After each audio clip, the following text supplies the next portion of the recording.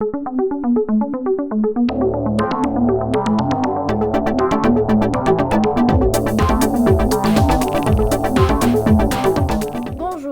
Guten Abend miteinander. bienvenue sur Bordeaux News. Je vous rappelle que nous serions ravis de vous inviter à participer à la vie de cette télévision de quartier.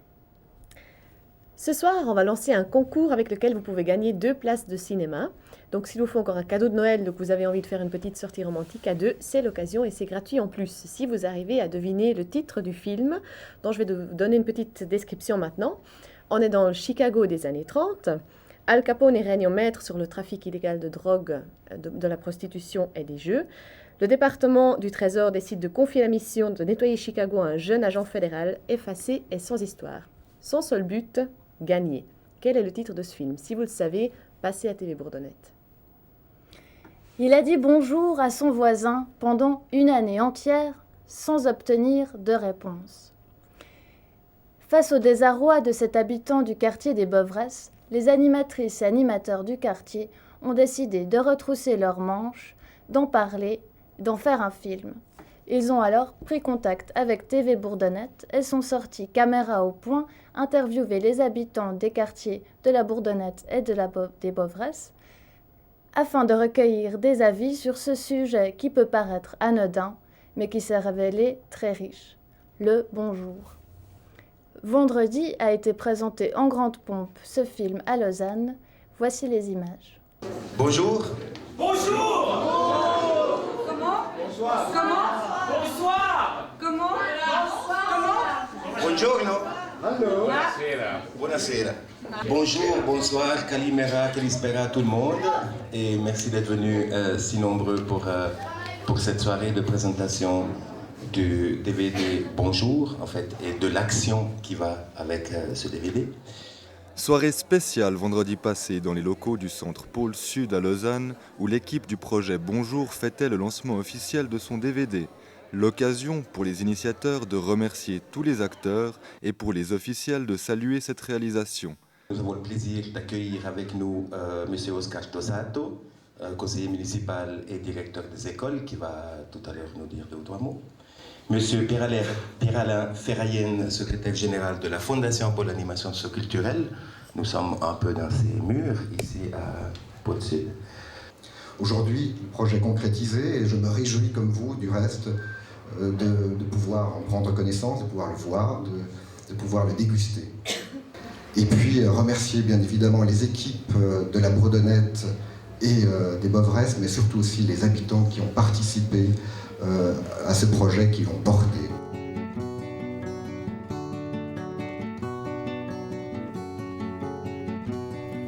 Bonjour, comment ça va et comment va la santé?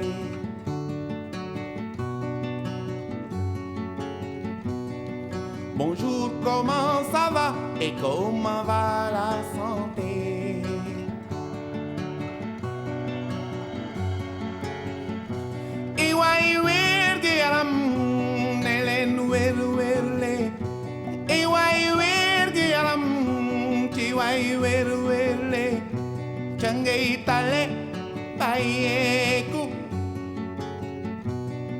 Bonjour, comment ça va et comment va la santé? Dans mon immeuble, j'ai dit bonjour, mais il y a plusieurs personnes qui disent pas bonjour. Et ça me fait mal au cœur. Je m'attendais effectivement, parce que je connais quand même Madame Ebrard, je connais Monsieur Owen, je m'attendais à un travail de qualité, mais c'est vrai que je suis blousé. C'est superbe, c'est magnifique et ça va être un outil de travail parce qu'effectivement, le projet maintenant il va vivre, tout va démarrer. C'est un outil effectivement merveilleux qu'on va utiliser. On a un petit village à part la ville. Eh ben, je suis désolé, ça devrait être plus communicatif, ça devrait être plus spontané, il devrait y avoir plus d'entente au lieu de critiquer, plutôt céder. Mais non. Mes collègues, dans ce travail de quartier. Le film ayant pour ambition de susciter la réflexion, les spectateurs ont été invités à partager leurs opinions. Vous avez un Vaudois qui vous dit comment ça va, il vous dit pas mal. Et vous avez un Liégeois, il vous dit bien. Vous avez un Bernois, il vous dit bien. les Vaudois, ils m'ont toujours pas mal. Parce qu'en disant bonjour, pour moi, on gagne plus de vie. Et puis, en plus, on aide l'autre. Donc, le bonjour est réciproque pour tout le monde. Je travaille au Forum des étrangers. Déjà, merci beaucoup pour ce travail. Je qualifierais de professionnel, même si ce n'est pas une équipe de professionnels. Comme quoi, il sort quelque chose de très très bien des banlieues. Et un bonjour ne dure pas beaucoup de secondes. Ça dure très peu de secondes et on est satisfait. Je pense que ce n'est pas compliqué.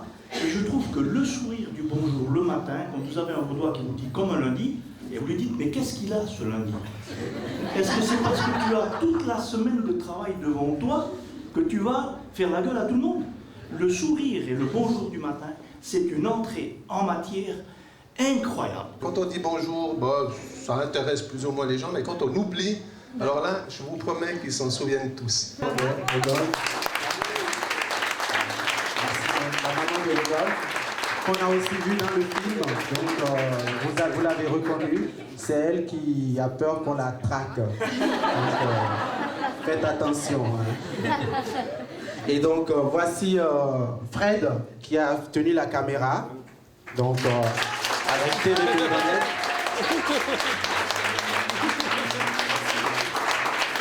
Je vais quand même présenter d'abord aussi Milaïs, qui était au départ avec nous, je le disais tout à l'heure, mais pour des raisons professionnelles, elle n'a pas pu continuer le projet, mais toute l'élaboration du projet, on a eu des discussions, on a vraiment travaillé ensemble sur, voilà, sur le bonjour.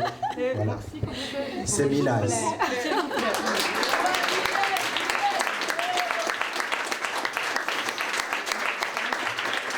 Et je vous présente une de nos journalistes que vous avez aussi vu beaucoup dans le film. Donc c'est Virginie qui vient du Congo. Voilà. Et ce projet de ce soir, je trouve, est une chose merveilleuse parce qu'elle met en valeur la collaboration de deux quartiers à réputation négative. Et on voit, c'est le quartier travaillé main dans la main. Je trouve que c'est une belle image et j'espère que ça puisse donner des idées d'élargissement au niveau de l'ensemble de la ville, puisque je crois que c'est un projet qui doit être lausannois et non pas quartier ou interquartier. Bonjour, comment ça va et comment va la santé? L'intégralité de ce film sympathique sera diffusée après ce journal et en boucle toute la semaine. Monsieur Mélan a été invité à s'exprimer à la radio sur Espace 2.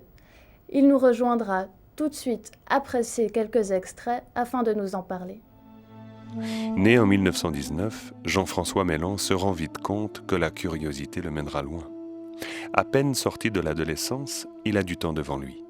La guerre a éclaté, ses études ont pris du retard à cause d'une tuberculose qui lui a fait perdre 2 années précieuses, et la vie tarde à prendre sa forme définitive. Alors un jour, du moins on peut se l'imaginer ainsi, Jean-François Mélan, le Combier, qui a toujours connu les horizons de la vallée de Joux, décide de pousser plus loin, par-delà la barrière. Seulement, à cette époque, la barrière, c'est la frontière, et elle est fermée. Il faut donc passer en douce, sans se faire prendre, aller du côté de la France. C'est cette histoire que nous raconte Jean-François Mélan, le plus simplement du monde. Monsieur Mélan, bienvenue sur ce plateau, merci d'être là. Vous avez été alors invité à vous exprimer à cette radio. Quel était le propos de votre entretien et comment s'est passée l'invitation? Pourquoi est-ce que vous avez été choisi particulièrement pour parler? Oh, j'ai été choisi un peu par un hasard assez étonnant. J'ai eu autrefois à m'occuper d'un jeune homme dont les parents étaient morts la même année. Il a vécu quelque temps chez moi, chez nous d'ailleurs à l'époque. Et puis après son apprentissage de libraire, il est revenu à Lausanne parce qu'il aimait cette ville, enfin il y était né. Il est entré à la radio suisse romande, où il a été speaker. Et puis après quelques années, il a été engagé par... je me souviens plus, c'est le Voice of quelque chose, la Voix des Anges, je crois, c'est une radio religieuse américaine. qui émettait à partir d'Addis Abeba sur une partie de l'Asie de l'Est et une partie du continent africain. Il y est resté quelques années jusqu'au moment où, bien sûr, quand Mengistu a repris le pouvoir, ils ont dû plier bagage en vitesse et il a été rapatrié aux États-Unis puisque cette radio était des centrales américaines. Il y est resté. Il est maintenant citoyen américain. Il vit à Washington. Il a assisté au spectacle des tours du 11 septembre d'ailleurs. Enfin, plutôt, lui, c'était plutôt sur le bâtiment du Pentagone. Et un jour, comme il est resté très attaché à la Suisse, il suit toutes les émissions possibles sur Internet, etc. Un jour que je devais monter à la vallée, je lui dis, je suis pressé, je vais bientôt partir. Il me dit, ne te presse pas, le col est fermé. Je dis, comment le col est fermé, il n'y a pas de neige? Il dit, oui, mais il y a un camion qui est tombé, qui a versé dans le col du Mont-Blanc. Ils sont en train de dégager, tu n'as pas besoin de te presser. C'est lui qui me renseignait sur l'état des routes en Suisse. Oui. À l'autre bout du monde. Ouais. Et puis, il y a quelque temps, il a pris contact avec la radio, avec M. Falcondello, en lui signalant que je pouvais être un sujet intéressant pour lui, pour qu'il traite de ses problèmes sur Espace 2. Et puis, de quel problème il traite? Les problèmes de gens qui ont eu des vies un petit peu plus montées que d'autres, qui peuvent servir d'exemple ou qui peuvent avoir des récits qui intéressent les gens. Et puis il a pris contact avec moi il y a très peu de temps, fin octobre je crois. Et puis c'est là que j'ai appris que mon Jean-Paul Chaube et lui-même ne se connaissaient pas, ne s'étaient jamais vus. Et c'est comme ça que j'ai été pris dans le jeu, dans le tourbillon de l'émission. Donc une émission qui s'intéresse au parcours de vie. Et quel était l'élément central de votre vie que vous aviez envie d'exposer lors de cette émission? L'élément central, c'était ma clandestinité pendant la guerre, c'est-à-dire mes passages de frontières pendant la dernière guerre dans la zone occupée française. Enfin, ça n'a pas duré éternellement, après toute la France étant occupée, le problème était à peine différent. Mais à l'époque, c'était en zone occupée. Parce que j'ai voulu y aller voir, parce qu'on racontait trop d'histoires. Je lisais des textes tellement différents de certains journalistes, de certains écrivains, que je me suis dit, il faut que j'y aille voir. Et puis c'est comme ça, par curiosité, j'ai franchi la frontière. Je suis descendu le rocher parce que je ne connaissais pas les sentiers et les chemins qui auraient pu m'y conduire facilement. Alors j'ai descendu directement dans le rocher entre un sapin et la roche. Et puis j'ai abouti dans une ferme où j'ai fait connaissance des habitants. Et puis c'est comme ça que tout a commencé. Ce qui a duré pendant toute la guerre.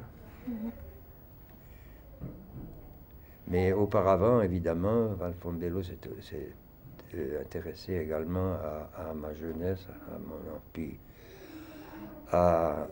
et une motivation qui m'avait poussé, et puis il essayait de comprendre pourquoi et comment, enfin, pourquoi on avait fait tout ça, si on avait un intérêt, quel intérêt on y avait. Enfin, on avait différents intérêts, c'était d'abord d'aider les Français. Et ensuite, bien sûr, un autre plaisir, c'était de berner les Allemands, bien sûr. Il y avait toujours ce côté un peu farce, un peu rigolade dans l'histoire. Au début, on était même un peu trop téméraire, mais enfin, on a appris assez vite à prendre nos précautions et à se garer des plus gros dangers. C'est donc un travail de mémoire que vous faites. Qu'est-ce que vous en retirez personnellement de ce genre d'émission, de pouvoir ainsi exprimer des périodes de votre vie passée Ben, oui, ça m'a intéressé. J'ai trouvé l'idée bonne parce que le devoir de mémoire dont on nous parle de tous les côtés avait été négligé pendant très longtemps. On a eu toutes sortes d'ennuis avec les États-Unis et tout ça, où la Suisse a été peinte en noir. Alors j'ai trouvé qu'il était bon que ceux qui avaient travaillé dans le même sens que les Alliés, ceux qui avaient en somme réhabilité un peu la Suisse de son côté un peu pas tellement collaborateur, mais enfin disons, le gouvernement s'est trouvé obligé pendant la guerre de faire des concessions. Et des concessions qui ont déplu beaucoup à beaucoup de gens. Alors j'ai pensé qu'il était aussi bon qu'on sache que beaucoup de personnes, surtout le long des frontières et tout autour du pays, s'étaient engagées avaient pris parti contre toutes les interdictions qui nous barraient le chemin de l'étranger, parce qu'il était interdit de passer la frontière, interdit d'écrire, pas de correspondance. Tout ça, on a pu, en somme, détruire ces effets négatifs en refusant de nous y soumettre. Même vous avez attendu, je crois, les années 60 pour commencer à écrire. Oui, j'ai écrit un ou deux textes à l'époque, pendant mon travail, parce que j'étais rédacteur du journal d'entreprise. Mais le principal, la plus grande partie des textes, je les ai écrits après ma retraite à 65 ans. J'ai commencé en 84 et j'en ai fait jusqu'en 88, je crois. Et comme j'avais un ami photographe qui était en fin de carrière, disons, parce qu'il était cancéreux, j'ai pu, avec lui et à relativement peu de frais, faire une belle collection de photos, les lui faire agrandir, et j'ai pu ainsi réaliser des albums de souvenirs qui ont du caractère et dont je suis assez fier. Et ces albums d'ailleurs sont maintenant déposés au musée historique de Lausanne. Ok. Et puis je crois que vous avez une copie de l'émission sur CD. Ah oui, j'ai reçu le CD dernièrement. Alors je pense qu'évidemment que si certaines personnes de la Bourdonnette, mon entourage, avaient envie de voir l'émission, d'entendre l'émission complète, eh bien, je peux leur prêter volontiers ce CD qui a une durée d'une heure, 3/4 environ. Ok. Mais je vous remercie beaucoup d'être venu. Est-ce que vous aimeriez ajouter quelque chose? Non, je n'ai rien à ajouter, sauf que j'ai eu du plaisir à présenter cette émission. Et je vous remercie de m'avoir tenu compagnie. Merci. Avec le sourire et avec beaucoup de gentillesse. Alors, on va maintenant passer aux résultats sportifs des jeunes de la Bourdonnette. Alors, comme vous le savez, la saison du foot est terminée, donc ça sera très bref. Commençons par le foot avec Oulix, Fatloum, Jean-Isaac, Diaco et Michel, qui jouent pour le stade Lausanne-Ouchy D2, qui sont allés à Crissier le week-end passé et ont perdu 7-1. Quant au hockey, Marlon, qui joue pour les novices de Prix, a reçu 3 chaînes à Malais le week-end passé. L'équipe de Marlon a perdu 12-1. C'est tout pour le sport. Nous arrivons à la fin de cette édition de Bourdeaux News. Merci de nous avoir écoutés et regardés. Je vous souhaite une bonne semaine. Een schönen Abend.